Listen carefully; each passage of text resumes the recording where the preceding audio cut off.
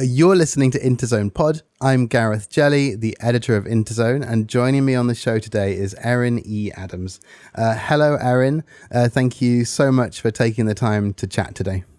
Hello, Gareth. Thank you so much for having me. In your you have a great bio on your site, but a kind of funny with a couple of funny sort of things in there. And sort of in your own words, who is Erin E. Adams? Okay. I am a first generation Haitian American theater artist and novelist. I live in New York City. I really like works that challenge the American canon when it comes to theater. And when it comes to writing, I love all the weird stuff. Give me some mythology, give me some folktale, give me some urban legends. I'm someone who is kind of obsessed with the stories that we tell ourselves about ourselves in order to, figure out this crazy thing called life. Mm-hmm. In the bio, you sort of say you're a genre lady. Yes. When you were sort of growing up in Pennsylvania, how did your experience, as a first generation Haitian American, growing up in a small town, how did that shape you sort of as a reader? Oh my goodness. I mean, it turned me into a true chaotic neutral reader. I am the kind of person who, whenever I walk into a bookstore or a library, I just grab things like off the shelf ad hoc. I'm like, just give me something good to read. But it meant that while, of course, growing up was reading things that were, the most accessible, things that were in my library, things that were, available through school. It also meant that I had my mother is also a very big reader. And so I had, just books from home, and so was my dad. My dad's also a reader. And I remember them giving me Stephen King as a child. They're like, you'll be fine. They're like, you like scary things. Here, read this. So I read Stephen King way too young. And there was always this general attitude in my house that it's like, if you can read it, then read it. There was no censorship of books or anything. It was very much like, this is the world. Let's read all the stories. Oh, that's a great sort of a great way to do it. And do you still remember kind of, are there particular books that sort of lodged in your brain at a kind of, maybe earlier than they should have, but certainly kind of just got stuck? Gosh, I remember I read, there's a couple. I read, the Stephen King I read too early was The Girl Who Loved Tom Gordon. I read that way too early. It's a very good book. Uh-huh. I also read my mother gave me If Beale Street Could Talk.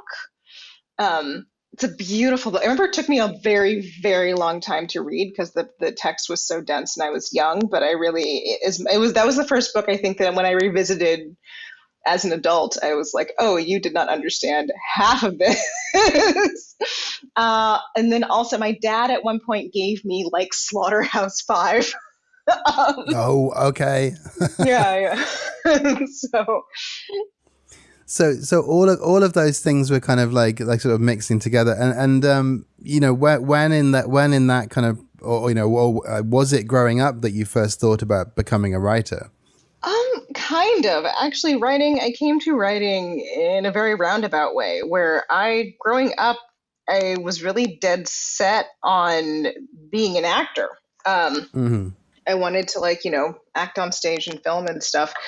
And writing was just this thing that I did, for fun, something I did as a daily kind of meditative practice, like journaling. And then every so often it's like, oh, let me try and write a play. Let me work on a short story. But I don't know, for some reason I never, and even though my degree from Brown is in literary arts, there was this, I don't know, roundabout understanding for me that I'm like, okay, I like doing this and I'm relatively good at it, but I'm going to go be an actor.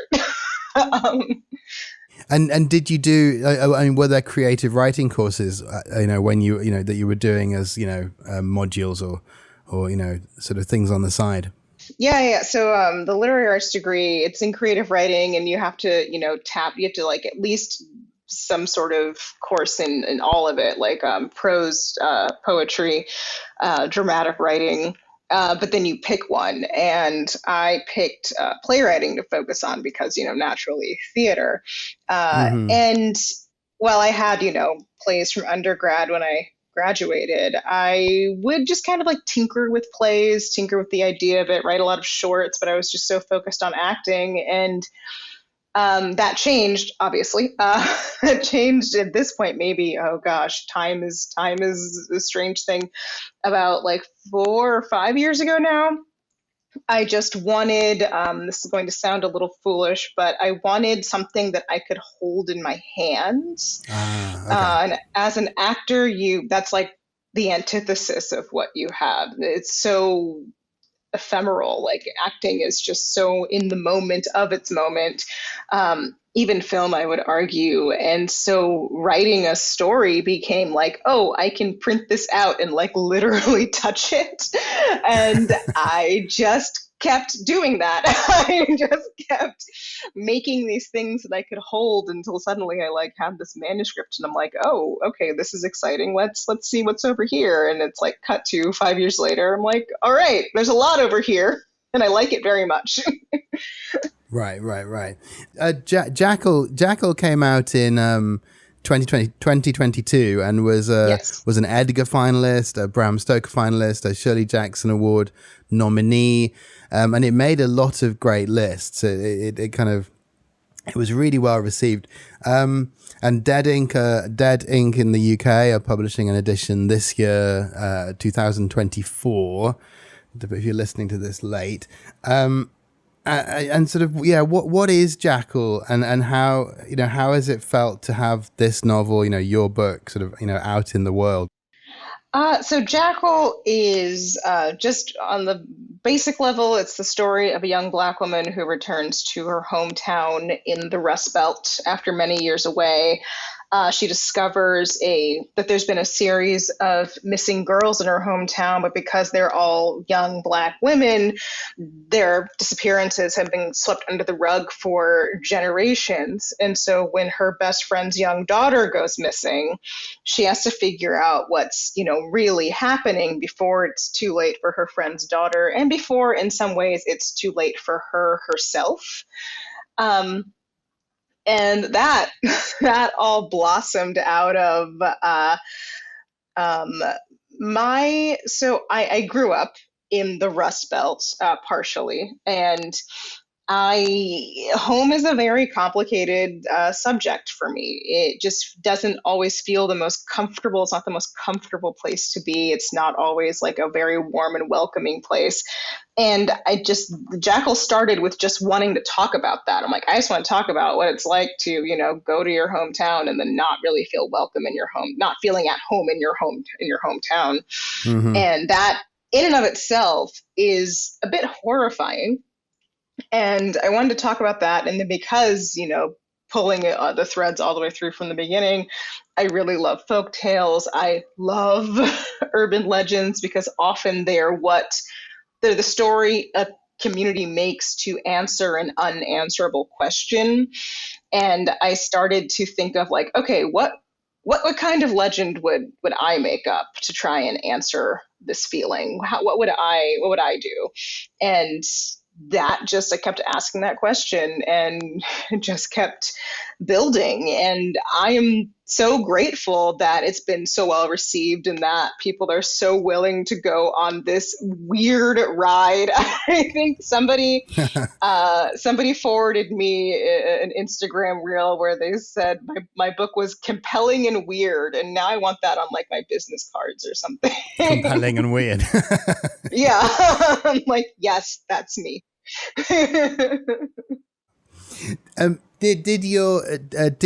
Did sort of writing, I mean did writing for theatre, writing for the stage, did any of that transfer, or was it a case of learning learning a new form entirely sort of from the bottom up. Oh, some of those skills absolutely transferred. I'd argue the majority of those skills absolutely transferred, even just down to, Mm-hmm. how I structure scenes, how I think about character, how I think about Mm-hmm. plotting. All of that comes from my theater background. There are, albeit there's not too many of them, but there are transcripts included in Jackal. Um, and it really became this moment of, as an actor, I would do that thing you're not supposed to do, which is go way too deep into a character's backstory. I know that some people do this, but there's a certain amount where it becomes unhelpful for you. And I would always do that. I was one of those actors. And so it was nice to move into a medium where they're like, oh no, please do that. Do that all the time, even more. Like, it's like you get. This is a feature, yeah. Not Exactly. It's like you are the director, the costume designer, the set dresser, like you're doing all of it. And it was nice to just be allowed to be encouraged to do that. Also, the only I would feel like the biggest, it's not even that big of an issue. It's just like changing the gears in your head kind of was to realizing how much access I had to a character's internal life. When you're writing for the stage or for a film, there's this slightly roundabout method you have to do when it comes to displaying how somebody feels. Like you can't just, unless it's a dramatic choice, you very often don't have characters saying like, I feel sad now. Like you can't, that's not good writing when it comes to our TV and theater. But when it comes to book writing, I mean, I'll play bad writing in books, but you can kind of get away with that even more. And if all things, it's, encouraged to be checking in with these characters internally as they're going through the story. And so that was the only big difference I had to get used to. I feel like anyone who's listening, who's a dramatic writer, knows that is really like beaten out of you. So to go back to doing it is like, oh, okay. You mentioned like the way you structure scenes. Could you go into that a little more? How that sort of maybe the logic of the one form helped you with the book. Yeah, absolutely. So when it comes to structuring a scene, it's like I always think about where my character has just come from. What do they intend when they're walking into this scene? And then how does that change? Like, what is the change over time that's happening? And obviously, depending on many different factors, that change can be something very massive, or especially when it comes to novel writing, that change can be very minute. It can be sometimes just a change of opinion or a change in like slightly in point of view about something. But that is something I know directly from dramatic writing is something has to change. There is no staying in the same beat for me. And also in thinking of scenes as through character with like, tactics where it's like, okay, she's coming in, this is what she wants, this is how she's going about getting it, and then just, throwing a bunch of obstacles at her to figure out like how best to keep her away from what she wants. And then usually, what a character wants by the end of the scene usually changes if you've done your job. So and yeah, I think it was one review talked about it's very propulsive. It does have that kind of forward momentum, which is the way you describe it there is fascinating. There's a line in the book, a danger for black girls was different. It didn't obey the boundaries of stories. For them, it was always real. I think that's a really powerful way, to put something. Particularly the idea that danger didn't obey boundaries, and sort of like thinking about genre and form, and and stories generally. You also talked in an interview I read about the film Get Out and the scene with the police pulling up at the end, and the kind of you talk about how as a black woman you have this perspective, and you say it's what makes black horror unique, and it's that the sort of questions like when the heroes show up, heroes for who. And I think this is really good. This is sort of super interesting. Could you talk a little about, the boundaries of stories and reader expectations in relation to JACKAL and also just generally? Yeah, I mean, I think of the genres. I mean, it really is. I would say right now a competition, a very not serious competition between horror and mystery of like who is upending reader expectation the most. Specifically, when it comes to Black horror, it's like you're approaching the world sideways sometimes. You're, like the ending of Get Out, when the police sirens show up, you're like, oh no, it's one of my favorite twists in history is that it's like, it's the TSA, yes. And that you just turn the world on its head ever so slightly.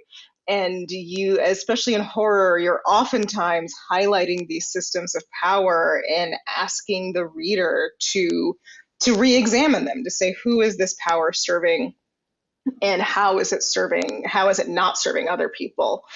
And yeah, I love messing with reader expectation. I think, well, JACKAL does. I swear to God, I can prove this. It does follow a very traditional mystery structure to a point. And then it does something else. It at every turn, especially when you're plotting a mystery that has strong supernatural horror elements, I think the fun of the game is, how do you get to the turn? I know some people really get grouchy about structure and they're kind of like, oh, everything is, the exact same story. And I would argue, but like that is a strength of structure, is that we get to just do it differently. Like sometimes the joy, at least for me as a creative, the joy of the story is I'm like, ooh, okay, how are they going to do this midpoint? Like, it's like there's a joy in discovering something different or getting to, the quote unquote same old inciting incident, but just like slightly differently. And was it very, I mean, was JACKAL very tightly sort of plotted before you sort of were writing, or did it sort of grow more organically? I mean, that's a terrible word, but did it always have the same structure? Absolutely not. This book Okay. absolutely is, like you say, came about very organically. Of all things, revising JACKAL is what changed my mind about structure. Okay. Oh, that's interesting. Yeah. Before, when I set out to first start writing and honestly thinking about all of my work as a playwright, I was very anti-structure. I'm like, oh, I don't like it. Like I was the person who was saying, oh, this is boring. And then I realized that I'm like, no, structure is your friend. It helps you write better, faster. And that at the end of the day, even things that purport to have no structure, they have it. Everything has it. Everything has some sort of structure, and it's about figuring out what's the best one for the story that you're telling. But when it came to JACKAL, like, yeah, initially it was written, chronologically all the way through that big wieldy draft one. And I got very far with that draft until I had to sit down and pop a structure onto it. And that was a lot. I cannot stress to you how much work that was. It was enough work to be like, I will never do this way ever again. Okay. So your next book is not, you're not making the same mistake. No, not making the same mistake twice. Making different mistakes, but not that one. Different mistakes. The woods. You said how a lot of JACKAL was your fear of the woods, and you wanted to explore that. Were you living with that kind of like sort of general idea, that that fear of a place for a long time before you started writing the book? Mm-hmm. Yeah, I admit that I do not know much about the nature of the woods in the UK, but at least in America, there's this attitude of like, no, just don't go in the woods. Okay. Just don't go, especially as a Black person. I'm like, no, I'm not going in the woods. And to the point where I feel like it's become a cultural norm, a bit of a joke sometimes. There's a beautiful episode of Atlanta. I think it's literally called The Woods, where Paperboy gets stuck in the woods outside Atlanta and has this very surreal, terrifying experience. Uh, but there's been a long history of the woods in America for Black people being both a source of terror and a source of power and freedom. And I think it's just a very charged place. And I know that I picked up on that growing up, and especially for how like country both of my families are in very different ways. And yeah, it's like there's always been stuff in and about the woods. And then especially, moving to a town that's literally in the middle of nowhere in the woods and the mountains. Yeah, it's like you can't get away from it. Mm-hmm. Yeah. There's another line from JACKAL. Trusting myself means doing things that are hard and dangerous. Trust means I have to face how I've lived and ask myself if it was good for me or for someone else. And that kind of echoes something I read, or something you said in an interview as well. And I mean, in the novel, it's Liz. Mm-hmm. And I kind of wonder, how much is that true of, your experience, as a Black woman culturally and socially, and also as a Black writer creatively and artistically, sort of doing hard and dangerous things and sort of asking that question of who is it benefiting? Yeah, I'll say at least for me, like in my personal experience, like, yes, there is that double-edged sword of goodness where you have to consider you like not making a fuss about things, that you quote unquote behaving well. Like, what does that mean? Like, what does that mean for you as a person? Like, does something need to be a little disrupted right now or not? And it's, at least for me, growing up in predominantly white spaces, it's like I remember at least feeling like it was this constant, arithmetic I was doing I would argue more as like a teen forward. Mm-hmm. And it's like that is a, ever present, ever constant battle. I would argue now. Maybe it's also just age. Like I'm in my 30s, and part of me is like I just don't care as much. Like I don't mind causing a tiny bit of disruption. But then when it comes to being an artist, like I think it's our job to disrupt things. I think it's our job to, rip the carpet up, so to speak, and show people what's underneath things. There is mm-hmm. this very, it's very like strong drive, at least for me as an artist, to tell the truth about things, especially if that truth is difficult and hard and ugly, and not to sugarcoat, not to, for lack of a better word, lie about it. And I do think that is the job of the artist, and especially the job of the writer, is to reveal truths, especially if they are difficult. Mm-hmm. Yeah. And is that sort of something in your mind with your next book as well? And can you say anything about it, about what you're working on next? Yes, that is absolutely in my mind. My second book is called One of You, and it is following these two Haitian American sisters who, after the unexpected passing of their mother, and then what looks to be like the maybe like passing of their father, they realize that somebody might be slowly whittling away their family, and they have to figure out, what's happening with that. And of course, as they start to dig, they find, the family secrets start spilling out and threatening their lives beyond the personal into the professional. And that especially is dealing with difficult things when it comes to if JACKAL is dealing with the violences that happen systemically, one of you is dealing with the more intimate violences that we do to ourselves. It's dealing with the more intimate, like, horrors of family, of familiar relationships, and then putting that all through the lens of being an immigrant. That there is this, at least for me in my experience, growing up in an immigrant household, of there's just this constant, like, tremor of fear going through everything in a way that I didn't realize not everyone experienced until I was much older. And there's just this pressure to both, I mean, at least when I was growing up, there was a pressure of assimilation, but there is a pressure of success, a pressure of what's been sacrificed for you, especially as a child.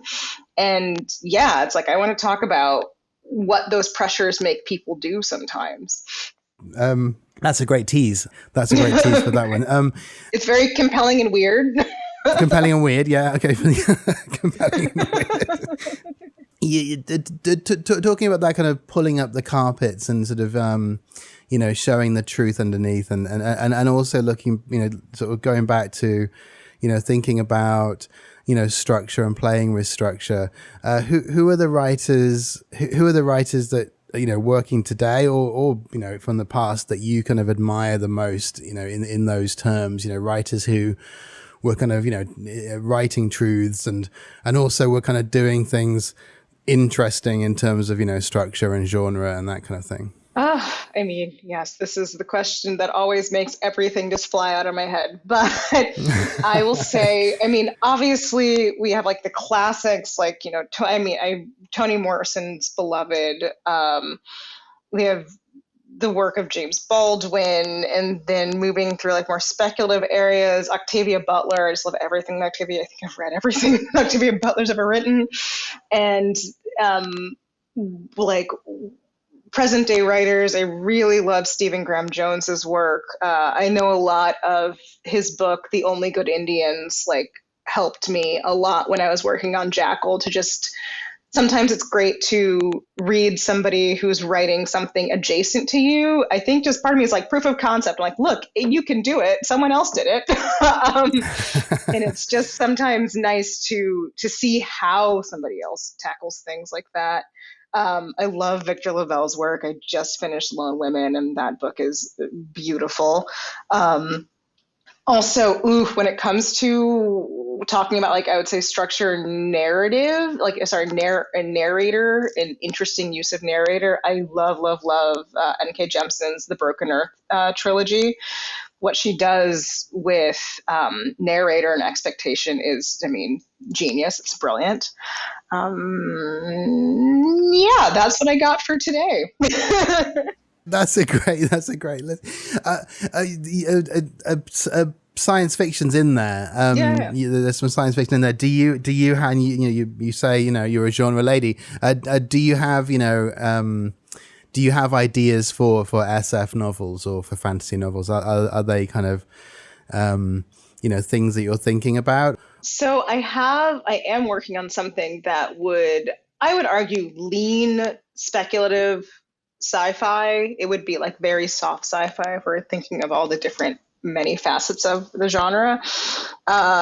And when it comes to fantasy, something I'm a fan of, I'm very much interested in. It is also something that slightly terrifies me because of the amount of world building. It's like you have to talk about, being the director. It's like you have to think about what people eat. And all of that I find super intriguing. Part of me is like, never say no to anything, even though it is the one that scares me the most. That means that I should probably do it. Mm-hmm. Okay. You have a newsletter, Letters from E, which listeners can sign up for at erineadams.com. What else? Where else can people find you online? Yeah, so I am on Instagram, Facebook, Twitter, and TikTok randomly. The TikTok is very, very much a mood. My handle on all those platforms is I am EE Adams.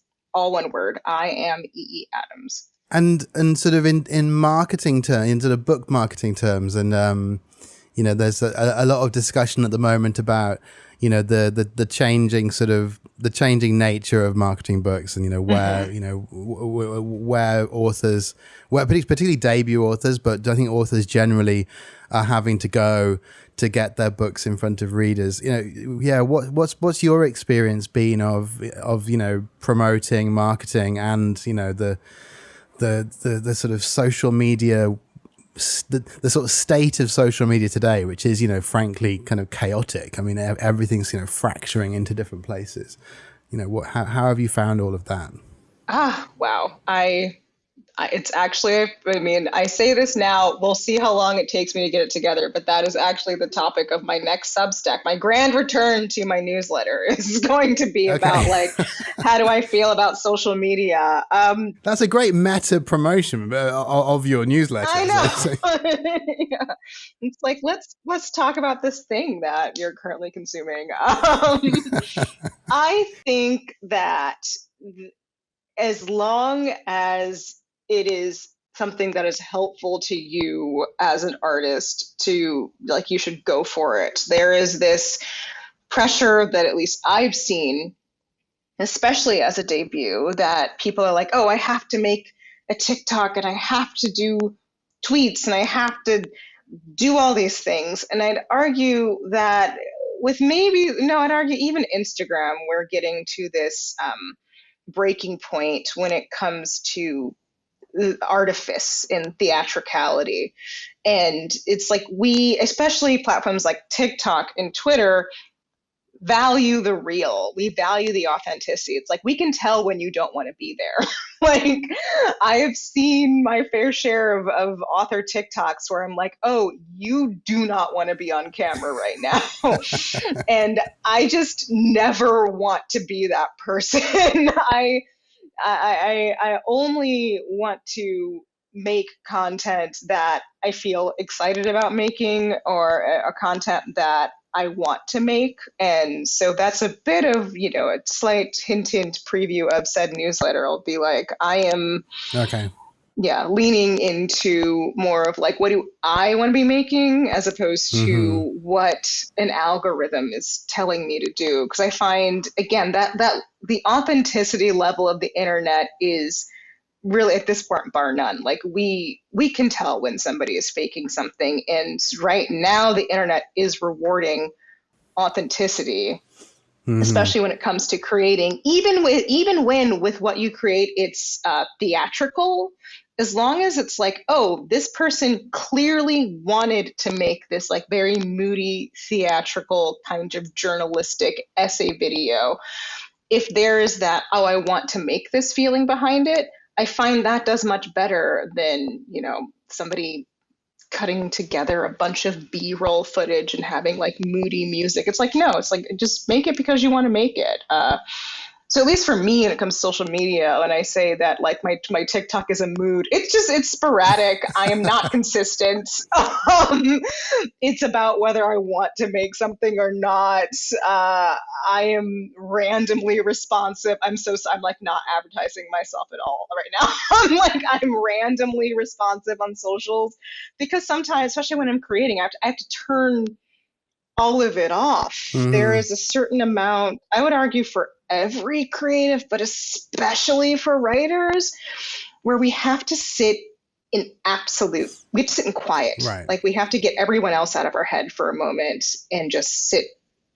And I find that social media, at least for me, can sometimes feel like, oh my gosh, there's too much stimulation happening in my head. I can't focus on my work. Yeah. I wondered, sort of, you mentioned some of the sort of the bigger, sort of like more influential books, and I wonder sort of what and you've written sort of reviews, TV reviews, and reviews at Tor Nightfire. You kind of what do you read and what do you watch when you're sort of decompressing, when you just want to kind of get away from the writing or from the world? So yeah, when I am like off deadline, I like to watch.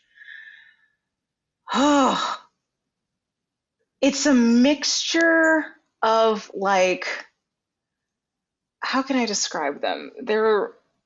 I love a good documentary. I love a documentary. Give me, I think the one that I'm on deadline right now, but before I was watching a documentary about the quote unquote TikTok dancing cult.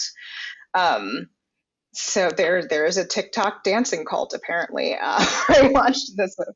So I love a good documentary. And when it comes to like reading, where I'm like reading just for fun, I am on the romantasy train. Like give me like books the size of bricks that are just full of like romance and magical creatures. Like I am here for it. Do you have any recommendations for romantasy? In INTERZONE readers may well. I mean, I know for a fact there's a broad readership. So which authors or which books would you point people towards? What would I recommend? I mean, unfortunately, I'm so behind that I am just like I'm digging through the mountain that is A Court of Thorns and Roses. So I think I'm on like the third or fourth book of those. And I've been quite frankly like usually on deadline, so I've been just ticking away at those every so often. But that is if I like, that is my go-to. I have a recommended list of books that people have ever since I've told people that my relaxation read is romantasy. I have been recommended things okay. a lot. So I've just started. So A Court of Thorns and Roses, which I feel like is the easiest recommend. Like it's just fun. Oh, that's great. It's great that you get all these recommendations. As soon as you mention it, you find all of these sort of people who maybe you didn't realize before were into it, who come out of the woodwork. Oh yes.